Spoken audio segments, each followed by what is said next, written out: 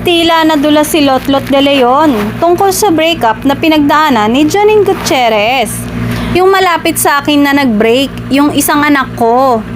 Oo nga, napatigil bigla si Lotlot sa pagsasalita. Obvious na ang anak niyang si Janine ang tinutukoy niya. Hanggang ngayon kasi ay sabi-sabing hiwalay na ang dalawa.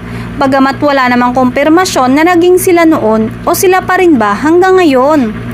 Ay nako, wala akong alam dyan. Sila na lang tanongin nyo. Hirit ulit ni Lotlot. Pero ano ang reaction mo na may ganong chika na hiwalay na ang dalawa? Dead ma, bahala sila. Sila na lang tanongin nyo. Sila dapat mag-explain. Wait, tawagin natin si Janine. Natatawang sagot nito. Pero hindi ba lumapit si Janine sa kanya para magkwento?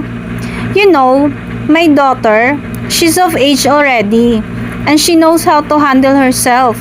Kung meron kayong kailangan tanungin, siya yon.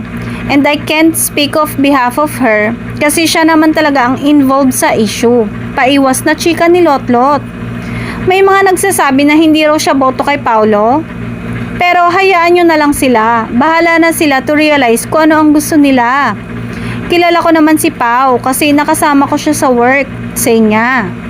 Komento tuloy ng netizens ngayong confirm na ngang hiwalay si Janine at Paulo ay mas malaki na ang chance ni na Paulo at actress na Kim Chiu na alam naman ng lahat na single.